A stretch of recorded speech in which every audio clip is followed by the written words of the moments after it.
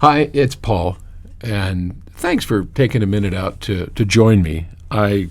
Normally we're talking about hi-fi and stereo stuff, and certainly in this book we'll get around to it. This is the little area where I record my audio version of the book, 99% true, and it's a big-ass book. It's about 500 pages, and there's me like that. So I've committed out of popular demand that I will read the audio book as opposed to the guy that I wanted to, Grover Gardner. He's great, and I've got a lot to learn. This is really hard. And something else. You saw an earlier video of me reading one of the chapters, and everybody complained, "I hate the microphone. I hate your microphone." There was this Shure microphone that I absolutely loved, and I used it, but a lot of folks just said, "Come on, McGowan, you're in this because you're an audio guy." Well, they're right. So I went out and I bought a beautiful little Neumann mic. And I was wrong. This sounds a hell of a lot better. It's a little more difficult to use. That's okay, because sound quality means a lot to me. So I'm just redoing the whole book. Now, there are 61 chapters, and I am currently on chapter 13 of a long book. So this is going to take a while. If you're an early adopter and if you're interested in getting this book, go to paulmcgowan.com. I know, shameless plug. Just go to paulmcgowan.com, put your email address in, and you don't get spammed. In fact, not only do you not get spammed, you don't get communicated with. I apologize for that. A couple of people have written in and said, "Okay, I signed up. Where's the book? What's going on? I never heard back from you."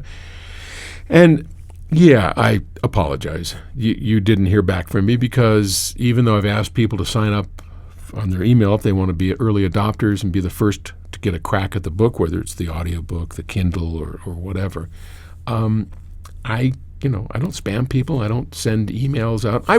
I'll send everybody an update once in a while, let you know where we're at. But in the meantime, I've got, I think, about 3,000 people have signed up for the book. So thank you. That's awesome. And if you're interested in my autobiography, which I have to say up front is a bit off color, I'm an old hippie, there was hash and drug busts and crazy stuff that finally got me to be a responsible adult, but it took quite a few years. Anyway, so I thought I would read another chapter, because a couple of you have asked me to, come on, give us a little bit more juice. As I said, there are 61 chapters. This is chapter 13. Just to give you a little bit of background, I won't go into the whole detail, because by this time in the book, I've already been busted. I had started up a pirate radio station. Had learned to be a DJ, got a job as a DJ, then got drafted.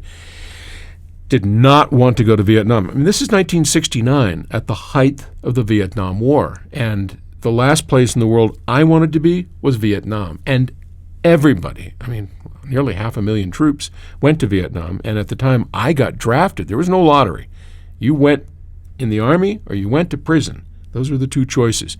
So think of me what you may. I did not want to go, and I did everything I could. So I signed up for an extra year in the Army in return for a guaranteed job placement, right? That's how it worked. So if you went in the Army, you were in for 2 years. They gave you whatever job they wanted, usually in the infantry, and off you went and bang, bang, bang, and come home maybe, or come home in a body bag. But whatever. I didn't want that. So I signed up for an extra year, got completely screwed by the recruiter. Oh, yeah, lied to, cheated on, and flipped out. Came up with this audacious plan in the middle of basic training, got sent to the loony bin. It went on. It is a crazy story. But anyway, I wound up in Stuttgart, Germany, not in Vietnam. Life was looking pretty good. I had just decided I'd better get my act together. I signed up for AFN, auditioned for it, and I got accepted And the very next day, I got orders for Vietnam. And this chapter 13 is right after I've decided, do I do it again? Do I re-enlist one more time to get a guaranteed job for the next 3 years as a disc jockey in Europe? I mean, the first time didn't work out so well. I got screwed. So anyway, chapter 13 is all about my big decision process to whether to sign that contract or not. It's a short chapter. I won't, okay. Here we go. Chapter 13. What was wrong with me? Every great plan, every one of my brilliant brainstorms seemed to end poorly. I was always a day late and $1 short, and now I would be heading off to Vietnam despite being so close to getting what I wanted. The taste of a near victory was still sweet in my mouth. I couldn't take this sitting down. Hell, I couldn't take this standing up. I had to do something. Fortunately, or unfortunately, depending on one's viewpoint, this all felt familiar. When I'd received my draft notice a year before, I'd taken the plunge and enlisted with a recruiter's guarantee. I could do the same now. Older and cagier now, or at least better clued into how the military actually works, I could choose to sign up for another 3 years in exchange for an ironclad guarantee of working as a DJ in Europe and an immediate release of my old contract. The price would be high, another year in the military stacked on top of the 2 that I still owed them. It would be as if I was starting from scratch. And what did the recruiters promise? The first guy had lied through his teeth. I wasn't about to make that same mistake twice. This time, I had done my homework and met with a military-supplied attorney who assured me the contract could not be broken by the Army. "It's as legal as your first one," he counseled. "Only this time you're signing up for the right thing." It was true. Reviewing my original recruitment contract, he pointed out that they had guaranteed me exactly what I had been assigned to do, the 31B, a radio relay and carrier attendant. Only the recruiter's verbal description of what that job entailed had been a lie. Now, wiser and with proper legal counsel, all I had to do was sign over another year of my life and be guaranteed a job spinning records in Europe for the next 3 years. It was a big decision, one I had only a single weekend to ponder before committing to the deal. Fortunately, I get to edit that out. I asked my friends for advice and was told in no uncertain terms I was nuts to consider the move. "What are you?" said my bunkmate Jeremy. "A lifer or something? Go to Nam and you're back on the streets in 18 months? 18 months? You can do that?" But I didn't think I could. No, this was too much. I had hoped for the quick fix, the brass ring, the easy solution one too many times. And each decision had ended poorly. The car, the fix-it tickets, Canada, ignoring the draft. It was time for me to take a good hard look at my life. I needed to get away from the barracks in Stuttgart to clear my head and make my decision. I had heard of a beautiful waterfall not more than 30 minutes away by train. It seemed like an ideal spot to get some distance and perspective. I packed my trusty hash pipe and a 35mm film can full of Lebanese red in a knapsack, along with a little lunch, a few German semmel rolls, light brown, crusty ovals that floured into fluffy white bread when cracked open, a cold bratwurst still slathered in freckled German mustard saved from lunch the day before, and a few bottles of sparkling Spätzle, a popular beverage melding Coke and orange cola.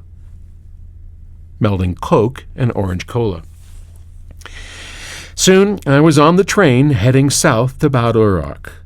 This small town of spas and tourists is located in the beautiful Mason Valley, a narrow cut of land nestled at the foot of the Swabian Alps, a mountain range in Baden-Württemberg, bounded by the Danube River in the southeast and the Upper Neckar River in the northwest.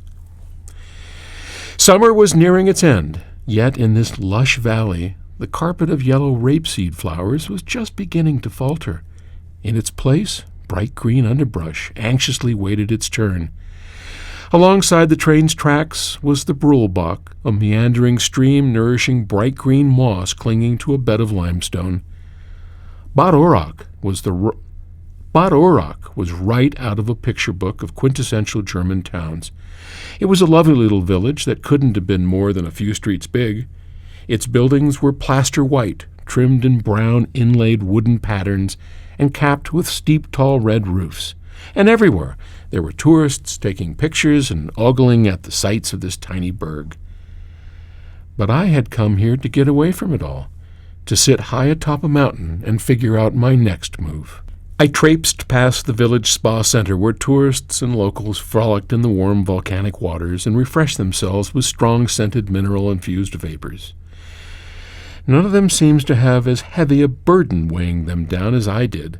Their fading laughter made me feel all the gloomier as I hiked away from them on the footpath along the Brulbach stream fed from the waterfall above. It was crowded when I got to the falls, with perhaps 20 or so tourists craning their necks at the 100-foot free-falling water cascading over rocks and moss to crash in a bridal veil of enveloping white mist. A crowd was the last thing that I wanted. At the bottom of the falls, partially hidden from view by the fog of obscuring water wetting everyone and everything, was a set of steps that no one in the crowd seems to have noticed. After nearly half an hour's climb, I found myself high above the waterfall's roar in a meadow fed by the gentle flow of the Brulbach's headwaters. There wasn't a soul to see. It was perfect. With my back nestled against a smooth boulder close to the stream's serenade, I stuffed my pipe with a few crumbles of bright red hash and blew clouds of blue smoke into the air. Soon a calmness came over me, and I felt as much a part of nature as the stream, the flowers and the harvesting insects, and the warm rock on my back. I closed my eyes and tried to imagine starting over in the army. 3 more years. To a Nancy 22-year-old, 3 years seems like a lifetime. And it was a lifetime to me. But then I weighed my choices. There was the quick way out, stay alive for the next 18 months in Vietnam and be home to restart my life where I had left off.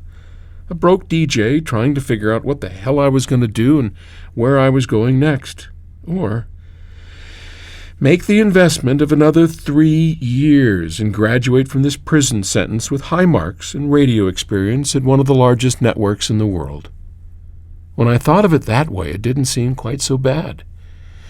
Still, 3 long years.